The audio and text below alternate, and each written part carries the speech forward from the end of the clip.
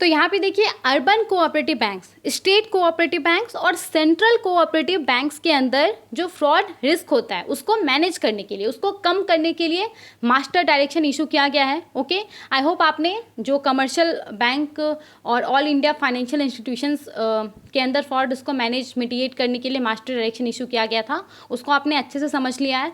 अगर आपने उसको अच्छे से समझा है तभी आपको ये वाला जो सर्कुलर है ये समझ में आ जाएगा, मतलब आपको आसानी से ये वाला जो मास्टर डायरेक्शन है ये समझ में आ जाएगा। ओके, इसमें समझने आपको बिल्कुल भी दिक्कत नहीं होगा। ओके, तो यहाँ पे देखिए इस मास्टर डायरेक्शन को पढ़ने से पहले आपको कोऑपरेटिव बैंक्स के बारे में थोड़ा पता होना चाहिए। ओके, तो हमारे देश के अंदर मेन दो तरह का कोऑपरेटिव बैंक्स होता है, आपको पता होगा। एक तो हो गया अर्बन कोऑपरेटिव बैंक्स और एक हो गया रूरल कोऑपरेटिव बैंक्स। अब अर्बन कोऑपरेटिव बैंक के अंदर भी दो तरह का अर्बन कोऑपरेटिव बैंक्स होता है। एक तो स्केड्यूल अर्बन कोऑपरेटिव बैंक हो गया, स्केड्यूल यूसीबीज।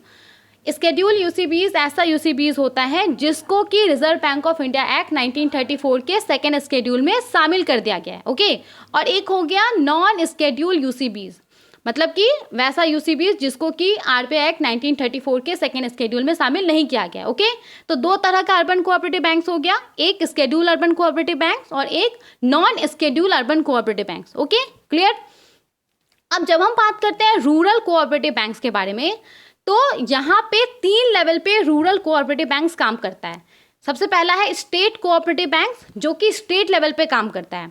दूसरा है डिस्ट्रिक्ट सेंट्रल कोऑपरेटिव बैंक्स जो कि डिस्ट्रिक्ट लेवल पे काम करता है, और ध्यान रखिएगा इसको सेंट्रल कोऑपरेटिव बैंक्स के नाम से भी जाना जाता है। ओके, और तीसरा है प्राइमरी एग्रीकल्चरल क्रेडिट सोसाइटीज़ जो कि ग्रास रूट लेवल पे काम करता है। ये ग्रास रूट लेवल पे जाकर के, ज़मीनी स्तर पे जाकर के जो फार्मर्स होते हैं उनको ये क्रेडिट फैसिलिटीज़ प्रोवाइड करता है। ओके, समझ में आ गया ये वाला।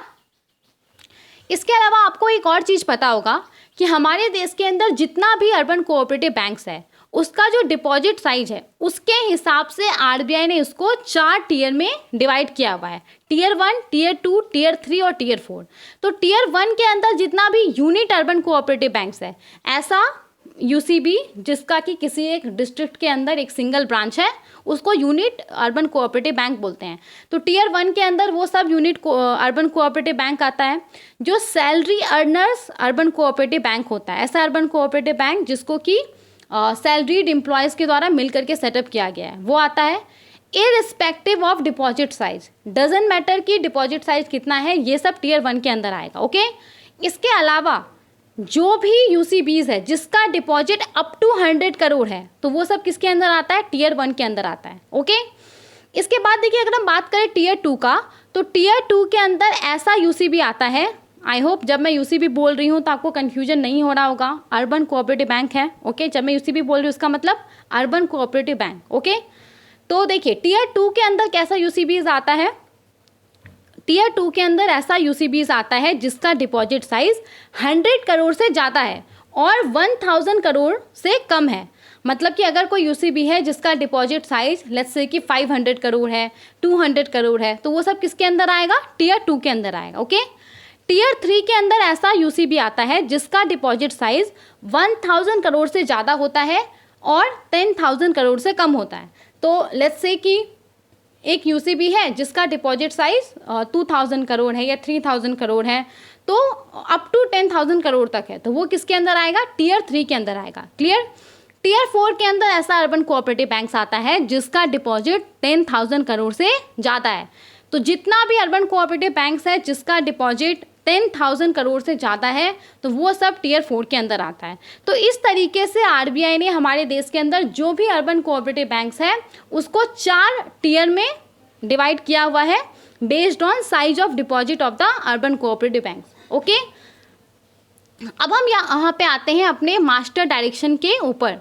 तो अर्बन कोऑपरेटिव बैंक और स्टेट कोऑपरेटिव बैंक आपको समझ में आ गया होगा, जो स्टेट लेवल पे काम करता है, और सेंट्रल कोऑपरेटिव बैंक जो कि डिस्ट्रिक्ट लेवल पे काम करता है। तो इसके अंदर जो फ्रॉड रिस्क होता है उसको मैनेज करने के लिए, मिटिगेट करने के लिए, प्रिवेंट करने के लिए यहाँ पे मास्टर डायरेक्शंस इशू किया गया है। क्लियर। सबसे पहले तो यहाँ पे जो डायरेक्शंस इशू किया गया उसका नाम क्या है, reserve bank of India fraud risk management in UCBs means urban cooperative banks, STCBs state cooperative banks, और CCBs यानी कि सेंट्रल कोऑपरेटिव बैंक्स डायरेक्शंस 2024। तो इस डायरेक्शंस का नाम क्या है? Reserve bank of India fraud risk management in urban cooperative bank, state cooperative bank, central cooperative bank directions 2024। और ये जो डायरेक्शंस को इशू किया गया है, ये जो बैंकिंग रेगुलेशन एक्ट 1949 है उसके सेक्शन 21, सेक्शन 35A और सेक्शन 56 के तहत किया गया है। इसके अलावा ये जो डायरेक्शंस है, ये RBI का जो पहला वाला मास्टर डायरेक्शन था 2015 वाला master circular classification and reporting, तो उसको ये रिप्लेस कर देगा। ओके, समझ में आ गया?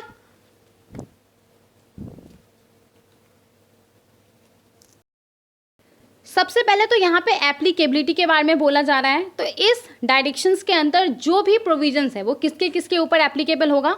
तो यहाँ पे जितना भी प्राइमरी अर्बन कोऑपरेटिव बैंक्स है उन सब के ऊपर जो ये प्रोविजंस है वो एप्लीकेबल होगा, अनलेस अदरवाइज प्रोवाइडेड। अगर स्पेसिफिकली कहीं पे कुछ मेंशन नहीं है तो जितना भी प्राइमरी अर्बन कोऑपरेटिव बैंक्स है, अब देखिए यहाँ पे स्केड्यूल अर्बन कोऑपरेटिव बैंक्स या non schedule urban cooperative banks नहीं बोला गया, मतलब कि जितना भी प्राइमरी अर्बन कोऑपरेटिव बैंक्स है उन सब के ऊपर ये जो प्रोविजंस है जिसके बारे में हम बात करने वाले हैं वो एप्लीकेबल होगा। ओके, इसके अलावा जो रूरल कोऑपरेटिव बैंक्स है, अब रूरल कोऑपरेटिव बैंक्स यहाँ पे क्या हो गया? स्टेट कोऑपरेटिव बैंक्स और सेंट्रल कोऑपरेटिव बैंक, जो कि RBI के द्वारा लाइसेंस्ड है भारत के अंदर बैंकिंग बिजनेस करने के लिए, तो उसके ऊपर जो प्रोविजंस है वो एप्लीकेबल होगा। ओके, और यहाँ पे इन दोनों को कलेक्टिवली, जो ये कोऑपरेटिव बैंक्स है इसको कलेक्टिवली यहाँ पे कोऑपरेटिव बैंक्स के तौर पे रेफर किया जाएगा। What does it mean? It means कि अगर कहीं पे कोई प्रोविज़न है जिसके बारे में बोला गया है कि ये कोऑपरेटिव बैंक्स के ऊपर एप्लीकेबल होगा, तो इसका मतलब है कि जितना भी अर्बन कोऑपरेटिव बैंक्स है उसके ऊपर एप्लीकेबल होगा, और जितना भी स्टेट कोऑपरेटिव बैंक्स है उसके ऊपर भी एप्लीकेबल होगा, और जितना भी सेंट्रल कोऑपरेटिव बैंक्स है उन सब के ऊपर एप्लीकेबल होगा। ओके, क्लियर हो गया?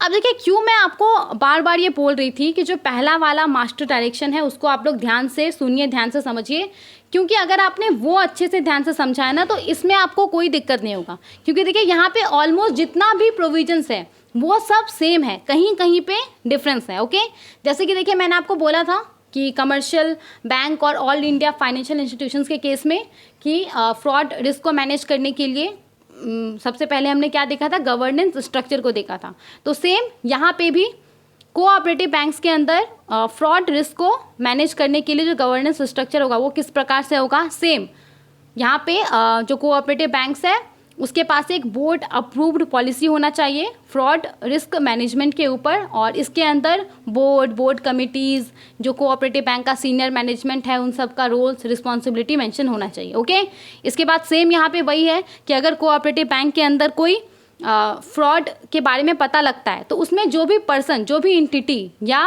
उस कोऑपरेटिव बैंक का प्रमोटर या होल टाइम या एग्जीक्यूटिव डायरेक्टर इन्वॉल्व है तो उसको सो कॉज नोटिस भेजा जाएगा, और ये उसको डिटेल्ड सो कॉज नोटिस भेजा जाएगा। जो भी ट्रांजेक्शन्स, जो भी एक्शंस, जो भी इवेंट के आधार पे यहाँ पे उस पर्सन या एंटिटी के ऊपर एलिगेशंस इम्पोज किया गया उसको लेकर के कंप्लीट डिटेल्स होगा उस सो कॉज नोटिस में, ताकि उसको पता चले कि किस चीज़ के लिए उसके ऊपर जो एलिगेशंस है वो इम्पोज किया गया। ओके, और यहाँ पे उसको कम से कम 21 दिन का समय देना होगा जो सो कॉज नोटिस है उसके ऊपर रिस्पॉन्ड करने के लिए। ओके, वो अपना साइन रख सके, इस बात के लिए उसको कम से कम 21 दिन का समय दिया जाएगा। तो ये सब प्रोविज़न आपको पता होगा कि जो लास्ट वाला सर्कुलर है उसमें भी सेम प्रोविज़न था। ओके, बस वहाँ पे क्या था कि वो सब कमर्शियल बैंक और AIFIs के ऊपर एप्लीकेबल हो रहा था, और वो सेम प्रोविजंस यहाँ पे जो कोऑपरेटिव बैंक्स है उस केस में भी एप्लीकेबल होगा। Is this clear? इसके बाद देखिए सेम यहाँ पे जैसे हमने बात किया था एक स्पेशल बोर्ड कमेटी सेटअप करने के बारे में, तो यहाँ पे कोऑपरेटिव बैंक्स को भी क्या बोला गया है कि ये एक स्पेशल बोर्ड कमेटी सेटअप करेगा जिसका नाम होगा special committee of the board for monitoring and follow up of cases of fraud, और इसमें मिनिमम 3 मेंबर होगा बोर्ड का। यहाँ पे थोड़ा डिफरेंस है, ठीक है। तो कोऑपरेटिव बैंक्स के द्वारा जो ये बोर्ड कमेटी सेटअप किया जाएगा जिसका नाम SCBMF होगा, तो इसमें मिनिमम 3 मेंबर होगा बोर्ड का, इसमें से एक चीफ एग्जीक्यूटिव ऑफिसर होगा और 2 डायरेक्टर होगा, और इस कमेटी को वन ऑफ द डायरेक्टर के द्वारा लीड किया जाएगा, हेड किया जाएगा। ओके, क्लियर हो गया? इसके बाद देखिए यहाँ पे Tier 1 और Tier 2 के अंदर जो अर्बन कोऑपरेटिव बैंक्स है और स्टेट कोऑपरेटिव बैंक्स और सेंट्रल कोऑपरेटिव बैंक्स जिसका डिपॉजिट 1000 करोड़ से कम है, तो यहाँ पे उसके पास ये ऑप्शन रहेगा कि वो एक एग्जीक्यूटिव्स कमिटी को सेटअप कर सकता है, कमिटी ऑफ द एग्जीक्यूटिव्स को वो सेटअप कर सकता है जिसमें कम से कम 3 मेंबर होना चाहिए। ओके, तो ये सब अलग प्रोविजन है। अर्बन कोऑपरेटिव बैंक जो टीयर 1 और टीयर 2 के अंदर आता है, और ऐसा स्टेट कोऑपरेटिव बैंक और सेंट्रल कोऑपरेटिव बैंक जिसका डिपॉजिट 1000 करोड़ से कम है, तो उसके पास ये ऑप्शन है, वो चाहे तो एक एग्जीक्यूटिव्स कमिटी को सेटअप कर सकता है जिसमें कम से कम 3 मेंबर होगा। ओके, और यहाँ पे इसमें से कम एक चीफ एग्जीक्यूटिव ऑफिसर होना चाहिए। ठीक है, समझ में आ गया यहाँ तक? आगे देखते हैं। अब देखिए यहाँ पे अर्बन कोऑपरेटिव बैंक्स के अंदर भी जो अर्ली वार्निंग सिग्नल्स होता है फ्रॉड को डिटेक्ट करने के लिए, उसके लिए फ्रेमवर्क है, जैसे कमर्शियल बैंक और एआईएफएस के केस में था। तो यहाँ पे क्या बोला जा रहा है कि टीयर 3 और टीयर 4 के तौर पे जो भी अर्बन कोऑपरेटिव बैंक्स को क्लासिफाई किया गया है, और जो भी स्टेट कोऑपरेटिव बैंक्स और सेंट्रल कोऑपरेटिव बैंक्स है जिसका डिपॉजिट 1000 करोड़ से ज़्यादा है, उसके पास ये फ्रेमवर्क होना चाहिए अर्ली वार्निंग सिग्नल्स के लिए। और ये जो फ्रेमवर्क होगा वो बोर्ड अप्रूव्ड जो फ्रॉड रिस्क मैनेजमेंट पॉलिसी होगा उसके अंदर होगा। मतलब कि यहाँ पे ये जो प्रोविज़न है वो किसके ऊपर एप्लीकेबल होगा? तो ऐसा अर्बन कोऑपरेटिव बैंक जो कि टीयर 3 और टीयर 4 के अंदर आता है, और ऐसा स्टेट कोऑपरेटिव बैंक्स और सेंट्रल कोऑपरेटिव बैंक जिसका डिपॉजिट साइज 1000 करोड़ से ज़्यादा है, तो उसके लिए यहाँ पे सिर्फ प्रोविज़न है कि उसके पास एक अर्ली वार्निंग सिग्नल्स के लिए फ्रेमवर्क होना चाहिए। ओके, और ये जो फ्रेमवर्क होगा ये जो भी कोऑपरेटिव बैंक के द्वारा approved fraud risk management policy होगा उसके अंदर होगा। ओके, तो अगर कोई मान लीजिए अकाउंट है उसमें कुछ अनयूजुअल एक्टिविटी देखा जा रहा है, तो उसको डिटेक्ट करने के लिए बेसिकली इस तरह के अर्बन कोऑपरेटिव बैंक्स और स्टेट कोऑपरेटिव बैंक्स और सेंट्रल कोऑपरेटिव बैंक्स के पास अर्ली वार्निंग सिग्नल्स के लिए फ्रेमवर्क होना चाहिए। Is this clear? समझ में आ गया? आगे देखते हैं। अब देखिए यहाँ पे क्या बोला जा रहा है कि जो भी क्रेडिट फैसिलिटी है, जो भी लोन अकाउंट है, जो भी बैंकिंग ट्रांजैक्शंस है, तो उसको कोऑपरेटिव बैंक यहाँ पे मॉनिटर करेगा और वो अलर्ट रहेगा कि कहीं कोई एक्टिविटीज़ फ्रॉड्यूलेंट एक्टिविटीज़ में कन्वर्ट ना हो जाए। ओके, और सेम यहाँ पे ये प्रोविज़न है लॉ इन्फोर्समेंट एजेंसीज़ को लेकर के, जैसे हमने लास्ट वाले मास्टर डायरेक्शन में पढ़ा था कि अगर कोई लॉ इन्फोर्समेंट एजेंसीज़ है जो कि खुद से किसी बॉरोवर के अकाउंट को इन्वेस्टिगेट करता है, तो कोऑपरेटिव बैंक को इमीडिएटली उस अकाउंट को as a fraud account classify करना होगा, जो भी बोर्ड अप्रूव्ड पॉलिसी होगा उसके अकॉर्डिंगली। ओके, क्लियर हो गया? इसके बाद यहाँ पे पीनल मेजर्स को लेकर के है कि अगर कोऑपरेटिव बैंक के अंदर कोई फ्रॉड होता है, उसमें कोई पर्सन कोई इंटिटी इन्वॉल्व है, तो उसके अगेंस्ट में क्या फैसला लिया जाएगा। ओके, तो ये सेम है जैसे कमर्शियल बैंक और एआईएफआईस के लिए था, सेम यहाँ पे कोऑपरेटिव बैंक्स के लिए भी है। तो कोई पर्सन है, इंटिटी है जिसको कि एज अ फ्रॉड के तौर पे क्लासीफाई किया गया है, फ्रॉड के तौर पे उसको रिपोर्ट किया गया है, तो वो जो भी रेगुलेटेड इंटिटीज़ है उससे फंड रेज नहीं कर सकता है, ना ही तो एडिशनल क्रेडिट फैसिलिटीज़ अवेल कर सकता है। और कब तक? तो 5 साल तक के लिए। और ये जो 5 साल का पीरियड है वो कब से कैलकुलेट होगा?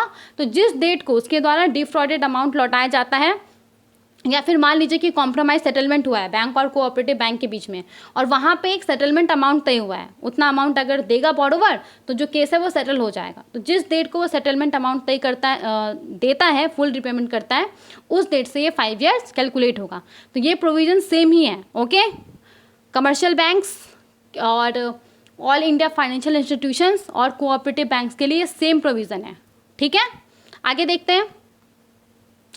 इसके बाद देखिए यहाँ पे थोड़ा सा अलग है, जो लॉ इन्फोर्समेंट एजेंसीज़ को रिपोर्टिंग किया जाएगा तो फ्रॉड का, तो उसको लेकर के प्रोविजंस यहाँ पे अलग हैं। वहाँ पे तो हमने क्या देखा था कि प्राइवेट बैंक, फिर से foreign banks, public sector banks, तो इन सब के लिए अलग अलग प्रोविज़न था कि जो फ्रॉड हुआ है उसमें कितना पैसा इन्वॉल्व है। तो उसके हिसाब से था कि अगर 1 करोड़ तक का पैसा इन्वॉल्व है तो जो प्राइवेट बैंक है और जो फॉरेन बैंक है वो स्टेट या फिर ड्यूटी पुलिस के पास कंप्लेन लॉस करेंगे। ओके, यहाँ पे थोड़ा अलग प्रोविज़न है। तो जो लॉ इन्फोर्समेंट एजेंसीज़ है उसको फ्रॉड का रिपोर्टिंग कैसे किया जाएगा, तो यहाँ पे कोऑपरेटिव बैंक को बोला गया है कि इमीडिएटली वो जो फ्रॉड का इंसिडेंट्स होगा उसका रिपोर्टिंग करेंगे स्टेट पुलिस अथॉरिटीज़ को। ओके, और यहाँ पे कोऑपरेटिव बैंक को बोला गया है कि वो एक सुटेबल नोडल पॉइंट को सेटअप करेगा, एक ऑफिसर को डेजिग्नेट करेगा जो ऑफिसर इस तरह के फ्रॉड को लॉ इन्फोर्समेंट एजेंसीज के पास रिपोर्ट करेगा। और मान लीजिए कि एक नोडल पॉइंट सेटअप कर दिया गया, एक ऑफिसर है और वो लॉ इन्फोर्समेंट एजेंसीज के पास बैंक के अंदर जो फ्रॉड हुआ है उसको रिपोर्ट कर रहा है, और लॉ इन्फोर्समेंट एजेंसीज के द्वारा कुछ कुछ इन्वेस्टिगेशन के दौरान कुछ कुछ डिमांड किया जा रहा है, तो उसको भी फुलफिल यही करेगा। ओके, क्लियर हो गया? आगे बढ़ते हैं।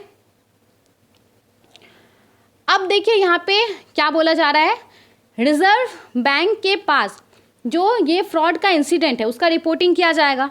तो जिस तरीके से कमर्शियल बैंक और ऑल इंडिया फाइनेंशियल इंस्टीट्यूशंस के द्वारा रिपोर्टिंग किया जाएगा, in the same way cooperative banks के द्वारा भी आरबीआई के पास रिपोर्टिंग किया जाएगा। सेम यहाँ पे जो कोऑपरेटिव बैंक्स है वो क्या करेंगे, यहाँ पे देखिए specifically urban cooperative banks mention है। ओके, तो यहाँ पे जिस तरीके से कमर्शियल बैंक और एआईएफए के द्वारा आरबीआई के पास रिपोर्टिंग किया जाएगा फ्रॉड का, इन द सेम वे जो अर्बन कोऑपरेटिव बैंक है वो भी फ्रॉड का रिपोर्टिंग करेगा आरबीआई के पास। तो यहाँ पे जो फ्रॉड मॉनिटरिंग रिटर्न है उसके थ्रू ऑनलाइन पोर्टल का इस्तेमाल करके वो रिपोर्टिंग करेंगे, और ये जो 11 मोस्ट अप्रोप्रिएट कैटेगरी है उसमें से एक कैटेगरी चूज करके रिपोर्टिंग करेंगे। ओके, तो ये सब तो पहले ही हमने देख लिया था, 11 है टोटल, इसमें किसी भी प्रकार का चेंजेस नहीं है।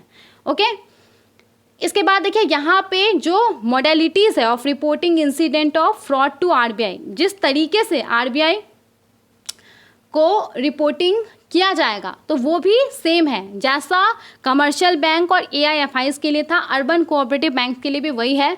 तो अर्बन कोऑपरेटिव बैंक्स यहाँ पे जो इंडिविजुअल फ्रॉड केस होता है उसका रिपोर्टिंग करेगा irrespective of the involved amount fraud monitoring return के अंदर। और कब करेगा, तो जिस डेट को इंसिडेंट या फ्रॉड को एज अ इंसिडेंट या अकाउंट को एज अ फ्रॉड क्लासीफाई किया गया है उस डेट से 14 डेज के अंदर जो रिपोर्टिंग है वो हो जाना चाहिए। Is this clear? इसके बाद यहाँ पे देखिए ये भी प्रोविजन सेम है, आरबीआई के पास कोई फ्रॉड केस है उसका रिपोर्टिंग किया गया है तो उसको कब क्लोज किया जाएगा, तो जो प्रोविज़न कमर्शियल बैंक और एआईएफआईज के लिए था same provision urban cooperative banks के लिए भी है यहाँ पे। तो यहाँ पे कोई फ्रॉड का केस है जो कि लॉ इन्फोर्समेंट एजेंसीज के पास और कोर्ट के पास जो पेंडिंग है वो डिस्पोज हो गया है और स्टाफ अकाउंटेबिलिटी को एग्जामाइन कर लिया गया है, तो ये दोनों एक्शन अगर कंप्लीट हो जाता है तो यहाँ पे urban cooperative banks fraud case को क्लोज कर सकता है। ओके, नाउ देखिए यहाँ पे थोड़ा सा अलग है। ओके, ये वाला जो प्रोविज़न है legal audit of title documents in respect of large value loan accounts, तो हमने क्या देखा था, कमर्शियल बैंक और ऑल इंडिया फाइनेंशियल इंस्टीट्यूशंस के लिए जो मास्टर डायरेक्शन था उसमें हमने क्या देखा था, उसमें हमने देखा था कि जो भी बैंक्स है उसके द्वारा जो भी क्रेडिट फैसिलिटीज़ प्रोवाइड किया गया है 5 करोड़ और 5 करोड़ से ज़्यादा अमाउंट का, उसको लेकर के जो टाइटल डीड्स है जो डॉक्यूमेंट है उसको उनको रिव्यू करना होगा। और स्मॉल फाइनेंस बैंक और लोकल एरियाज बैंक और रीजनल रूरल बैंक्स के लिए वो जो थ्रेशोल्ड था वो कितना था, 1 करोड़ था। ओके, अब यहाँ पे अर्बन कोऑपरेटिव बैंक्स के लिए जो ये थ्रेशोल्ड है वो कितना है, अर्बन कोऑपरेटिव बैंक्स के लिए भी जो थ्रेशोल्ड है वो कितना है, 1 करोड़ एंड एबव है। तो कोई अर्बन कोऑपरेटिव बैंक है उसका जो भी क्रेडिट फैसिलिटीज़ होगा उसके द्वारा जो भी क्रेडिट फैसिलिटीज़ प्रोवाइड किया गया होगा जिसका वैल्यू 1 करोड़ एंड अबव होगा, तो उसको लेकर के उसको जो टाइटल डीड्स होता है दूसरा रिलेटेड डॉक्यूमेंट होता है वो समय समय पे रिव्यू करना होगा, चेक करना होगा जब तक कि लोन का फुल रिपेमेंट नहीं हो जाता है। ओके, समझ में आ गया? और इसके बाद ये वाला प्रोविज़न बिल्कुल सेम है जैसा कमर्शियल बैंक और एआईएफआई के केस में था, सेम इसी प्रकार से यहाँ पे कोऑपरेटिव बैंक को भी जो चोरी, बर्गलैरी, डकैती, रॉबरी ये सब का इंसिडेंट होता है उसको आरबीआई को रिपोर्ट करना पड़ेगा, और साथ ही में जो क्वार्टरली रिटर्न होता है वो भी सबमिट करना पड़ेगा आरबीआई को। क्वार्टर खत्म होने के 15 डेज़ के अंदर ये जो रिटर्न है वो सबमिट करना पड़ेगा। नाउ देखिए यहाँ पे हाँ ठीक है, तो बेसिकली ये जो हमने प्रोविजंस देखा बहुत सारा प्रोविजन सिमिलर था, राइट, कुछ कुछ प्रोविज़न अलग था तो उसको भी हमने देख लिया है। तो ये पूरा यहाँ पे मास्टर डायरेक्शन है और fraud risk management in urban cooperative banks, state cooperative banks and central cooperative banks. Okay, अब हम यहाँ पे जो हमारा लास्ट वाला मास्टर डायरेक्शन है उसको देखने वाले हैं जो कि किसके लिए है, नॉन बैंकिंग फाइनेंशियल कंपनीज के लिए। ओके,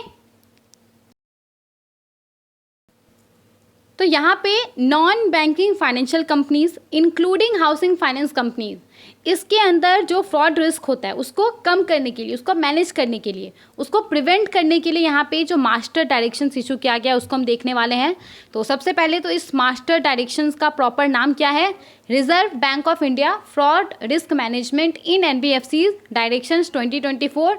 और ये जो डायरेक्शंस है वो इशू किया गया है reserve bank of India act 1934 के सेक्शन 45K, 45L और 45M के तहत जो पावर है उसका इस्तेमाल करके, और नेशनल हाउसिंग बैंक एक्ट 1987 का सेक्शन 38, 32 और 33 के तहत जो पावर है उसका इस्तेमाल करके। ओके, और देखिए ये जो डायरेक्शंस है ये आरबीआई का एनबीएफसीज के लिए जो पुराना मास्टर डायरेक्शन था, master direction monitoring of frauds in NBFCs reserve bank directions 2016, उसको ये रिप्लेस कर देगा, सुपरसीड कर देगा। ओके, नाउ देखिए मास्टर डायरेक्शन को पढ़ने से पहले थोड़ा सा एनबीएफसीज के बारे में आपको पता होना चाहिए, तभी आपको यहाँ पे समझ में आएगा, नहीं तो अपर लेयर, मिडिल लेयर ये सब आप सुनेंगे तो आपको समझ में नहीं आएगा। तो सबसे पहले जो कुछ बेसिक्स है उसको हम देख लेते हैं।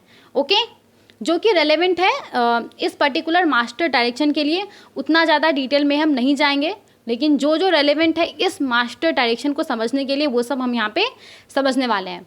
तो सबसे पहले तो आपको पता होगा कि हमारे देश के अंदर जितना भी एनबीएफसी है उसको 4 लेयर में डिवाइड किया गया है, base layer, middle layer, upper layer और टॉप लेयर, राइट। तो मिडिल लेयर के अंदर कैसा एनबीएफसी आता है? मिडिल लेयर के अंदर जितना भी नॉन डिपॉजिट टेकिंग एनबीएफसीज होता है, when we talk about NBFCs तो कुछ तो होता है डिपॉजिट टेकिंग जो कि लोगों से डिपॉजिट एक्सेप्ट करता है, और कुछ होता है नॉन डिपॉजिट टेकिंग।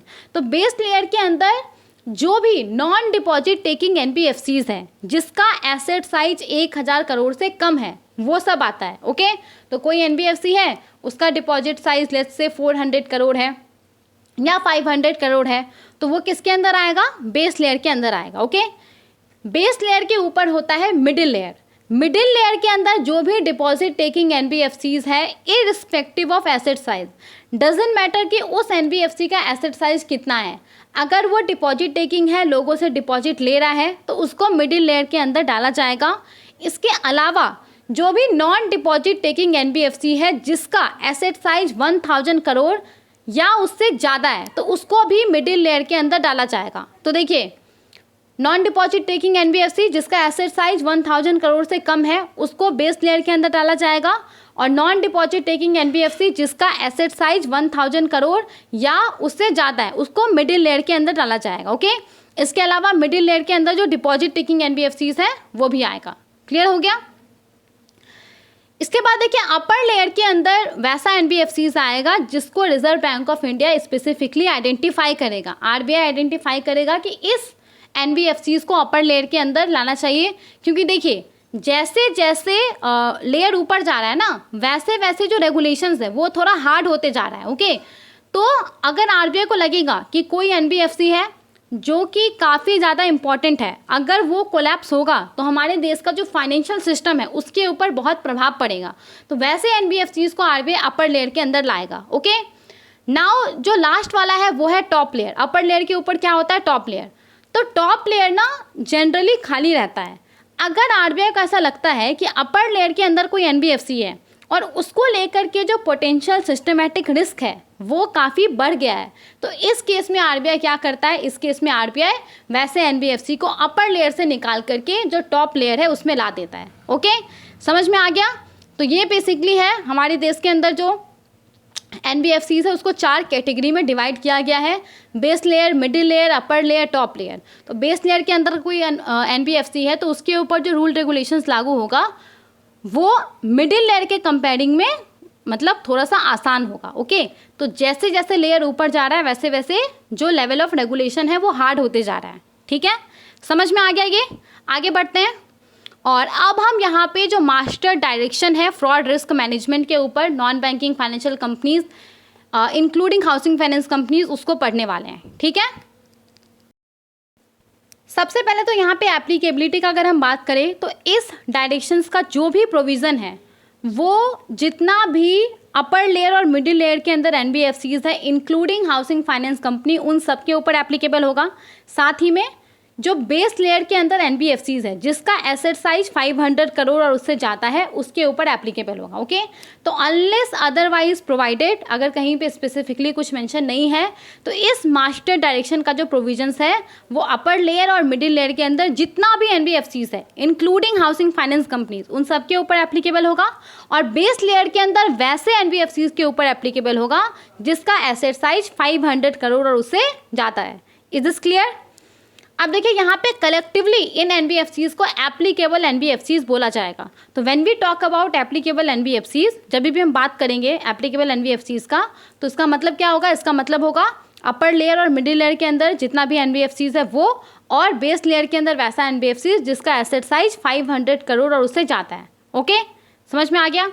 इसके बाद देखिए यहाँ पे जितना भी प्रोविजंस है वो ऑलमोस्ट सिमिलर है कमर्शियल बैंक और ऑल इंडिया फाइनेंशियल इंस्टीट्यूशंस, इसके बाद कोऑपरेटिव बैंक्स के लिए जो प्रोविजंस था उससे। ओके, जैसे कि देखिए यहाँ पे भी क्या बोला जा रहा है, यहाँ पे भी सेम बोला जा रहा है कि एप्लीकेबल एनबीएफसीज के अंदर एक बोर्ड अप्रूव्ड पॉलिसी होना चाहिए फ्रॉड रिस्क मैनेजमेंट के लिए, और इसमें बोर्ड कमिटी सीनियर मैनेजमेंट का जो रोल्स है रिस्पॉन्सिबिलिटी है वो मेंशन होना चाहिए। इसके बाद यहाँ पे अगर कोई पर्सन है एंटिटीज़ है जिसके ऊपर एलिगेशंस लगा है तो उसको यहाँ पे एप्लीकेबल एनबीएफसीज को सो कॉज नोटिस भेजना पड़ेगा, वो डिटेल्ड होना चाहिए, उसमें सारा जानकारी होना चाहिए ट्रांजेक्शन्स का, एक्शंस का, इवेंट का, जिसके वजह से उसके ऊपर एलिगेशंस इम्पोज किया गया है।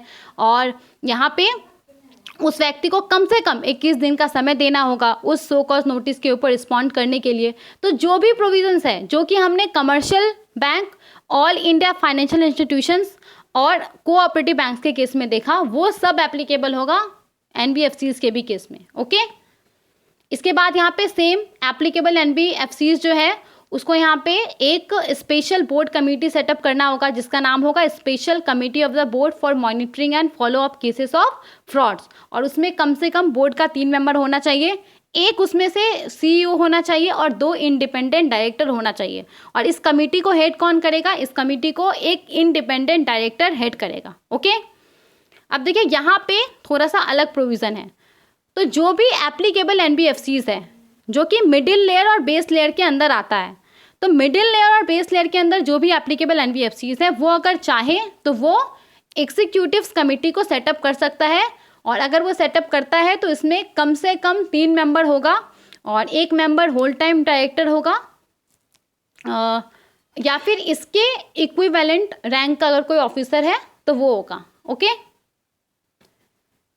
इसके बाद यहाँ पे अपर लेयर और मिडिल लेयर के अंदर जो एनबीएफसीज है उसको बोला गया है कि उसके पास अर्ली वार्निंग सिग्नल्स के लिए फ्रेमवर्क होना चाहिए, अनयूजुअल एक्टिविटीज़ को डिटेक्ट करने के लिए फ्रेमवर्क होना चाहिए, जो ओवरऑल जो यहाँ पे फ्रॉड रिस्क मैनेजमेंट पॉलिसी होगा उसके अंदर। तो देखिए यहाँ पे जो अर्ली वार्निंग सिग्नल्स के लिए फ्रेमवर्क का रिक्वायरमेंट है ये सिर्फ अपर लेयर के अंदर जो एनबीएफसीज आता है उसके लिए है, और मिडिल लेयर के अंदर जो एनबीएफसीज आता है उसके लिए है। बेस लेयर का यहाँ पे जिक्र नहीं हुआ है। ओके, समझ में आ गया?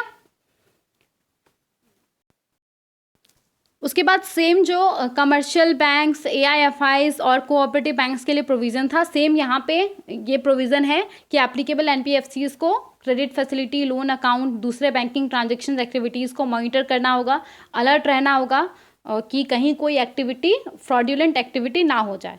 और सेम यहाँ पे है कि लॉ इन्फोर्समेंट एजेंसीज है वो अगर खुद से किसी बॉरोवर के अकाउंट को इन्वेस्टिगेट कर रहा है तो यहाँ पे जो एप्लीकेबल एनबीएफसी है वो उस अकाउंट को इमीडिएटली फ्रॉड के तौर पे क्लासीफाई कर देगा। ओके, इसके बाद यहाँ पे स्टाफ अकाउंटेबिलिटी को लेकर के जो प्रोविजंस है ये भी ऑलमोस्ट सेम ही है, लेकिन यहाँ पे थोड़ा सा डिफरेंस है।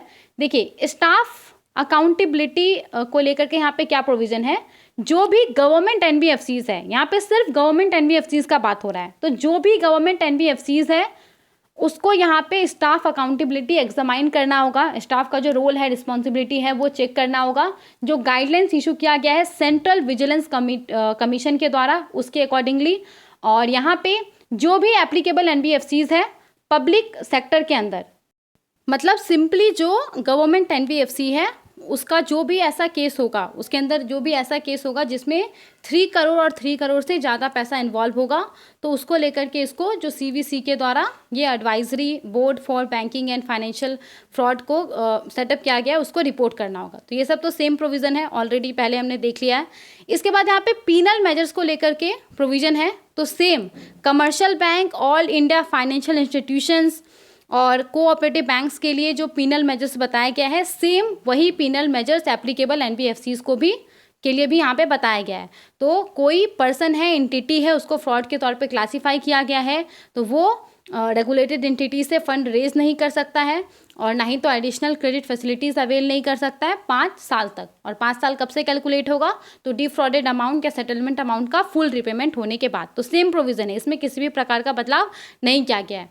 इसके अलावा यहाँ पे लॉ इन्फोर्समेंट एजेंसीज को जो रिपोर्टिंग किया जाएगा, तो ये जो प्रोविज़न है ना, ये प्रोविज़न जैसा कमर्शियल बैंकों के लिए था, सेम वही प्रोविज़न है। कमर्शियल बैंकों के भी केस में क्या था कि कुछ फ्रॉड का जो रिपोर्टिंग करना है वो स्टेट पुलिस अथॉरिटीज़ को किया जाएगा। तो सेम यहाँ पे भी वही है कि जो एप्लीकेबल NBFC है, उसको जो इंसिडेंट ऑफ फ्रॉड है उसका रिपोर्टिंग स्टेट पुलिस अथॉरिटीज़ को करना होगा।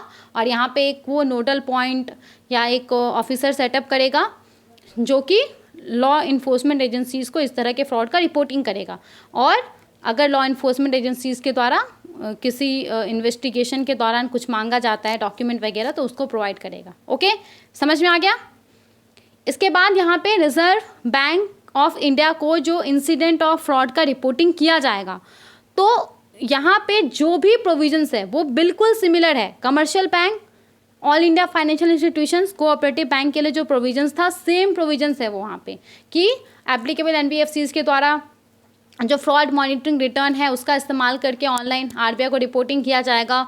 और ये जो 11 अलग अलग कैटेगरी है, इसमें से मोस्ट अप्रोप्रिएट जो कैटेगरी होगा वो एप्लीकेबल NBFC चुन करके RBI को रिपोर्टिंग करेगा। ओके, इसके बाद यहाँ पे modalities of reporting incident of fraud to RBI, तो ये भी बिल्कुल सेम है जैसा कि कमर्शियल बैंक, AIFI और कोऑपरेटिव बैंक के केस में था। सेम यहाँ पे भी वही है कि एप्लीकेबल NBFC को ये जो फ्रॉड मॉनिटरिंग रिटर्न होता है वो सबमिट करना पड़ेगा इंडिविजुअल फ्रॉड केस के लिए। डजंट मैटर कि कितना पैसा इन्वॉल्व है और कब करना पड़ेगा, तो जिस डेट को किसी इंसिडेंट को, अकाउंट को एज अ फ्रॉड के तौर पर क्लासीफाई किया गया है उसके 14 डेज़ के अंदर, मैक्सिमम 14 डेज़ के अंदर कर ही देना होगा। ओके, इसके बाद यहाँ पे RBI के पास फ्रॉड केस को रिपोर्ट किया गया है तो उसको क्लोज कब किया जाएगा, तो सेम प्रोविज़न है जैसा हमने देखा था कमर्शियल बैंक, AIFI और कोऑपरेटिव के केस में। अब यहाँ पे अलग क्या है ना, ये देखिए।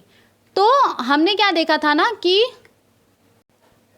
देखा था कि अगर कोई बैंक है वो स्टैटिस्टिकल और रिपोर्टिंग पर्पस के लिए वैसे केसेस को जो कि अभी जिसका इन्वेस्टिगेशन कंप्लीट नहीं हुआ है, इन्वेस्टिगेशन चल रहा है, चार्जशीट फाइल नहीं हुआ है और 3 साल से ज़्यादा समय हो गया है, या फिर चार्जशीट फाइल हुआ है लेकिन उसका ट्रायल स्टार्ट नहीं हुआ है, तो वैसे केस में जो बैंक है वो अगर उसमें जो पैसा इन्वॉल्व है वो 1 करोड़ रुपए तक है तो उसको वो क्लोज कर सकता है। ओके, ये एक्सेप्शन था। अब यहाँ पे सेम प्रोविज़न है जो एप्लीकेबल NBFCs है ना उसके लिए, बस यहाँ पे डिफरेंस क्या है, यहाँ पे अमाउंट जो है, जो थ्रेशोल्ड है, ये यहाँ पे अप टू 25 रुपीज़ तक है। Okay, up to 25 lakh rupees तक है, सॉरी। तो यहाँ पे जो भी NBFCs है वो स्टैटिस्टिकल और रिपोर्टिंग पर्पस के लिए वैसे केसेस को जिसमें कि 25 लाख रुपए तक इन्वॉल्व है और उसके अंदर जो इन्वेस्टिगेशन है वो कंप्लीट नहीं हुआ है, चार्जशीट फाइल नहीं हुआ है, 3 साल से ज़्यादा समय हो गया है, या फिर चार्जशीट फाइल कर दिया गया है लॉ इन्फोर्समेंट एजेंसीज़ के द्वारा, ट्रायल स्टार्ट नहीं हुआ है, तो ऐसे केस को वो क्लोज कर सकता है। ओके, स्टैटिस्टिकल और रिपोर्टिंग पर्पस के लिए। समझ में आ गया।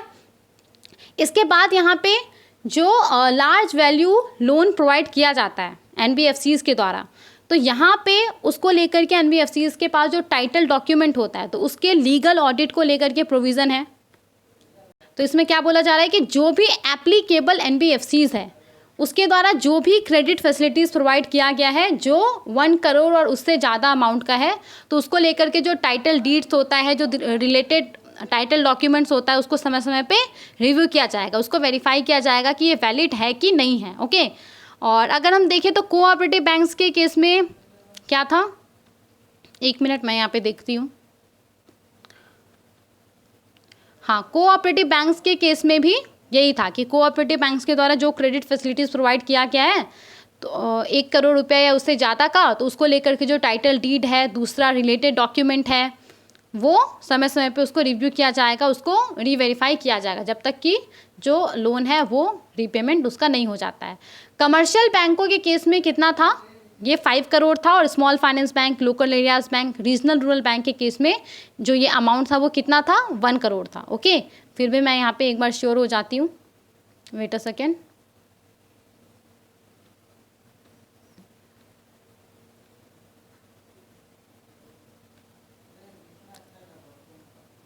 हाँ, तो कमर्शियल बैंकों के केस में क्या था, ये जो लिमिट था ये 5 करोड़ और उससे ज़्यादा का था, और small finance bank, local areas bank, regional rural banks के केस में ये जो थ्रेशोल्ड था ये कितना का था, 1 करोड़ का था। ओके, कोऑपरेटिव बैंक्स के केस में भी ये जो थ्रेशोल्ड था ये कितना का था, 1 करोड़ का था, और यहाँ पे NBFCs के केस में भी ये जो थ्रेशोल्ड है ये कितना का है, 1 करोड़ का है। Okay, is this clear?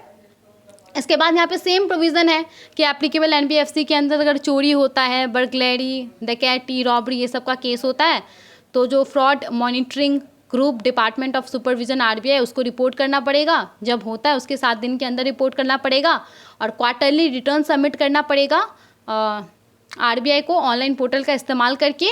और कब करना पड़ेगा, तो क्वार्टर के ख़त्म होने के विदिन 15 डेज करना पड़ेगा। ओके, तो यहाँ पे ये हमने क्या देखा कि NBFCs के अंदर इंक्लूडिंग हाउसिंग फाइनेंस कंपनीज के अंदर जो फ्रॉड रिस्क है उसको मैनेज और कम करने के लिए जो प्रोविजंस है जिसको लेकर के मास्टर डायरेक्शंस इशू किया गया है वो हमने देखा। ओके, तो आई होप जितने सारे भी मास्टर डायरेक्शंस हमने डिस्कस किया है वो आपको समझ में आया होगा, जो भी प्रोविजंस है वो आपको क्लियर हो गया होगा। और अगर क्वेश्चंस बनता है एग्ज़ाम में इन मास्टर डायरेक्शन से तो आप उसको आसानी से कर लेंगे। वैसे डोंट वरी, जब MCQ वाला लेक्चर आएगा 1-2 दिन में आ जाएगा, तो जब MCQ वाला लेक्चर आएगा तो उसमें मैं इन तीनों मास्टर डायरेक्शन से भी क्वेश्चंस दूंगी। ओके, तो thank you so much for watching. I hope आपको ये लेक्चर अच्छा लगा होगा और आपको समझ आया होगा। कहीं पे भी कोई भी अगर कन्फ्यूजन आता है तो आप हमें कमेंट में बता सकते हैं। Thank you so much for watching.